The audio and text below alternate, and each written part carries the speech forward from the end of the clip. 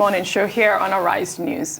Well, empirical studies suggest that art improves health and well-being among individuals. However, how aesthetic appreciation affects the cognitive and emotional states to promote physical and psychological well-being is still unclear. Joining us to discuss the psychology of art is certified esthetician from the London School of Beauty and Makeup and Carlton Institute of Windsor, ANEHITA Aletor. Thank you so much for joining us, ANEHITA. Thank you, Audrey. Well, it's good to see you. Well, as you heard in my introduction, art helps, health, and it helps improve, our general well-being. And, I know that you have studied art for many, many years. Even knowing you from my secondary school, I know how passionate you are with your art. Well, before we go into the psychology of art, I'd love for you to tell us what story you are telling with the type of art that you make. Okay, the stories I'm telling with the kind of art I make, I'm just expressing myself. It's just, I just want to create some sort of awareness, merging the old and the new. I sort of try to start my own kind of style, mixed media, using materials from around that I could use to express the way I feel and the stories I'm telling.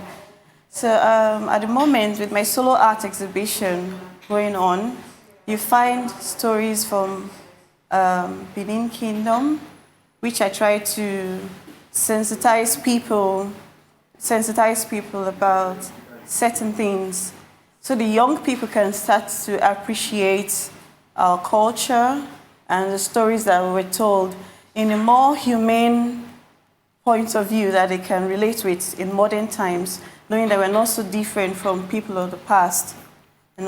Then from the Joker series, I'm traveling around the world and I'm approaching art in a more generic and contemporary aspect. Expressing sarcasm, humor, and human emotions poetically and theatrically.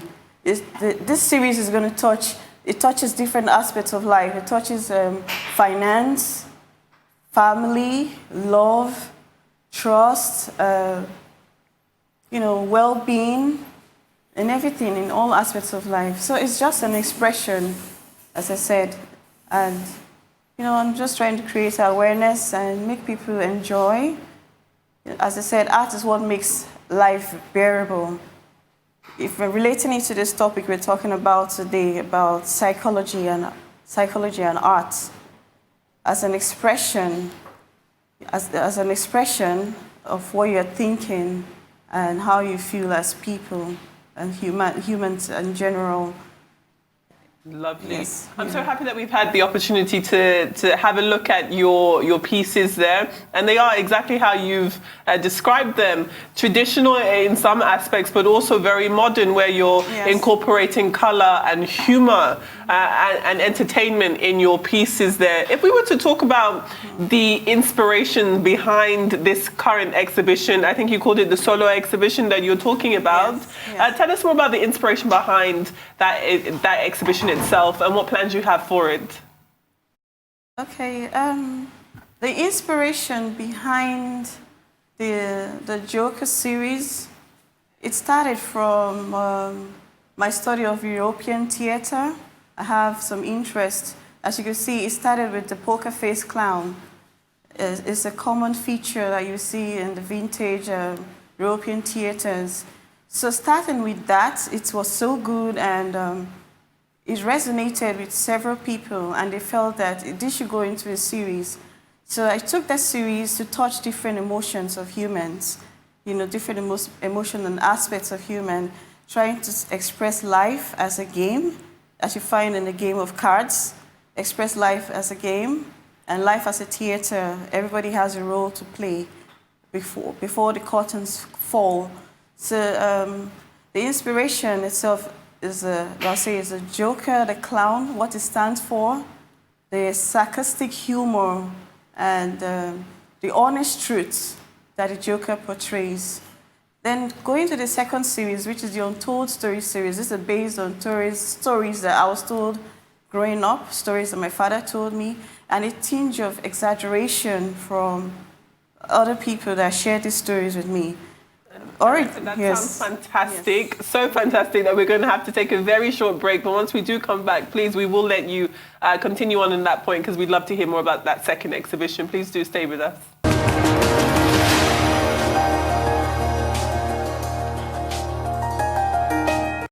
Welcome back to the morning show here on Arise News. We're still joined by ANEHITA Aletor, who is an artist, and she's here to talk to us about the relationship between art and psychology. Before we went on the break there, you were telling us about your second exhibition. I'll give you the opportunity to complete your point there. But then on top of that, I wanted to ask you also about art in the museum. We know that we're talking about artwork as a means of therapy, perhaps. And I wonder how you feel, in your own opinion, whether or not you think that museums can be used as an arena for therapy for the average person. And if that is the case, here in Nigeria, do you think that we have enough museums? Is there enough examples of artwork to be used in a therapeutic way? Yes, I strongly agree that art could be used as therapy. And yes, I agree that we should have more museums because there's something about an environment that conditions you. What you see in the environment, the aesthetics of the environment is something that affects your mood. Yes, some people want to see art, and I know a couple of people that have their personal collections. You just want to have a piece of art that you want to stare at all the time. It keeps you thinking. It makes you drift and takes you a certain place in your heart and your mind.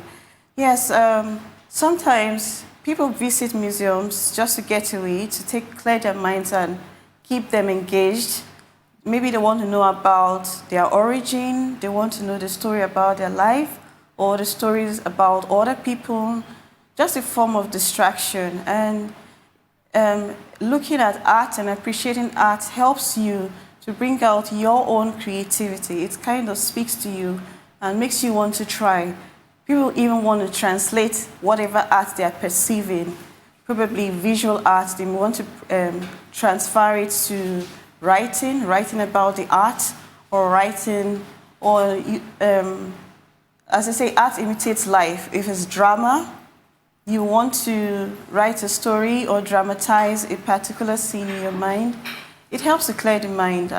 And for kids, you can tell about a kid's character by their own creativity. Because I would say creativity is a default setting you find in every human. You have to harness it. You have to try to encourage yourself. Even writing the symbols in writing, you are actually drawing.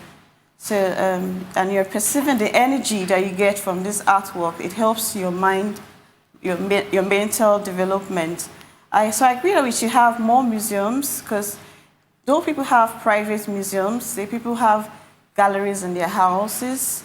People love to go to where there's art. In exhibitions, I find lots of young people, even if they're not buying, they're just happy to be there. You want to understand why, because it just resonates with the art. It says something to them.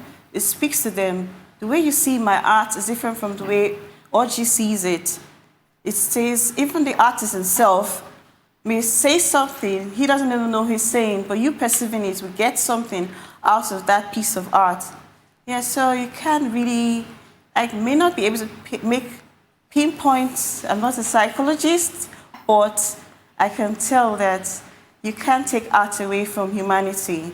Yes, we have art, the science, you have the art, but the art, as I say, is what makes life bearable.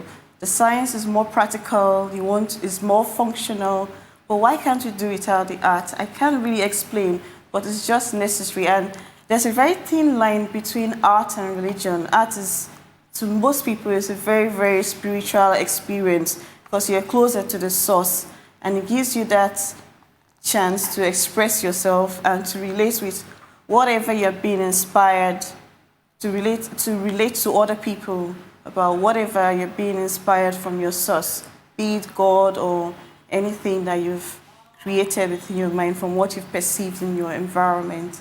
You're absolutely right, ANEHITA. I do know that you're not a psychologist, but you know, you did study banking and finance, and you are a certified esthetician, correct? I mean, how do you even juxtapose that with your art? I mean, how did that happen? Well, I would say, if you can remember from school, I loved biology, I loved art, I loved science, and I loved art. So aesthetics, as beauty and health therapy and holistics, is a combination of my passion for both things, for well-being and for creativity. So that is where the bridge is. Yes. And how do you interpret it in your art? Like, for example, your Joker series, how can you interpret what you've learned so far in that series? Okay, in the series, the Joker series, okay, for art, sometimes beauty or art is an appreciation, an expression of appreciation. So sometimes you want to wear a mask. If you see the characters in the Joker series, they are all masked up. That is quite symbolic.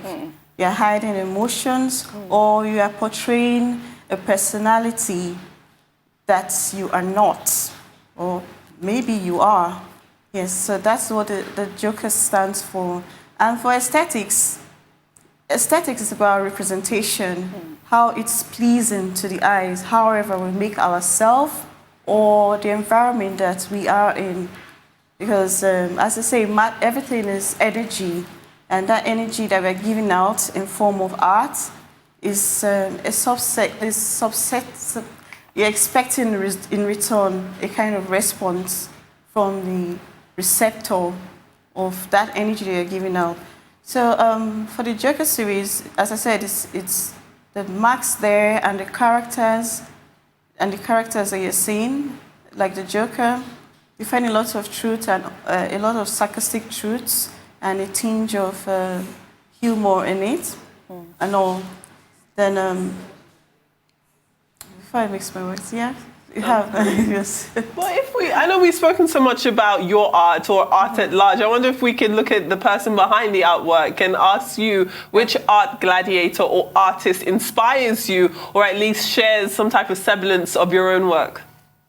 The kind of semblance with my work, I wouldn't say I have any artists yet. That's a good thing.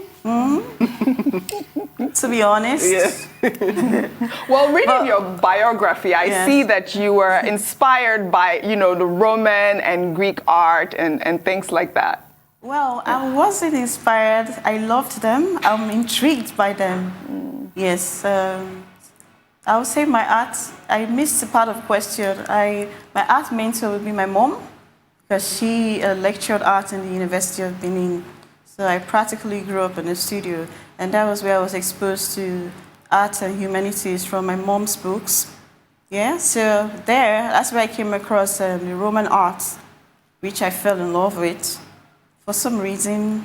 But as I grew, I started appreciating the African art, and yes, more of the African art with time, and particularly the Egyptian art. Because Egyptian art is not just art, it tells a story. It's quite deep. We have the Benin art and the Egyptian art. Those two really, you know, at this season is one of my favorite arts. No, I can imagine artwork that, as you said, not only looks nice, but tells a story of the time, especially with the hieroglyphics and the like. If we were to talk about support in your career up until this point, in your opinion, do you think that government across the world, or perhaps if we were to start here in Nigeria, have given artists the correct support in order to continue developing? It depends on the different governments that we have. The people we have, if they would decide to look into it. Some governments so far have been quite impressive. I could talk about Edo State so far. Sure, please do. Like Edo State government last year, they had a National Festival of Arts, which was a very, very good one. Just almost like Festac 77, though I wasn't born then, but yes, from what people said. Yes, artists Artists are a bit challenged because we have so many artists that can't even meet up to the number of. We don't have enough collectors for art, because art in the rural areas are not just being an artist in rural areas is not a viable venture, because art is seen more for functional reasons or as religious relics, not as compared to the urban areas. So what I would like for government I could suggest is that in a way to support our art, in the government establishment, maybe their offices, we should have more African arts or arts done by our upcoming artists, emerging artists, to encourage them. I attended a seminar, a point of view seminar, where they were talking about sustainable development, and I agree with what Polly Alaki just said. To help the environment, we're talking about things like recycling. The other day, for my mixed media work, I was looking for materials to use for my work. So we have people doing things like recycling in some countries, where they build up things made out of rubber slippers, abandoned plastics and all, and it became tourist attraction. And that particular country, I don't remember what country it was, somewhere in East Africa, it became like tourist attraction, and people were coming there, traveling there to see what had been created. People were traveling from different parts of the world. If we can wake up one day and say, okay, I want to go see the Eiffel Tower or the London Bridge, which is nothing, just something aesthetically beautiful, yes, we can do more. We can, in our art hubs in Nigerian environment, we can create more things and generate some kind of funds or income for the country. Right. Yes. You know, I also see, ANEHITA, that you are a committee member for the Charlie Boy Foundation, which is for creatives in prisons, correct? Yes. And also reformatory centers. Quite impressive, and I see that you have even commissioned quite a number of works. Walk us through that journey. Oh, well, let's see. I just have, when I say a soft spot for some people in the prisons, because as an artist, art gives you liberty. And in the prison, just like we're talking about psychology and art, these prisoners that are creative, their outlet is art. Just like sometimes, based on my own personal experience, art is my getaway. You know, it makes me zone out of the world if I'm going through stressful times. So for the prisoners, I just wanted to offer them that ray of hope by knowing that someone out there understands how they feel. Some sort of liberty can be given to you through art, even if you're in an enclosed place. And coincidentally, Sir Charlie Boy shares the same ideology with me.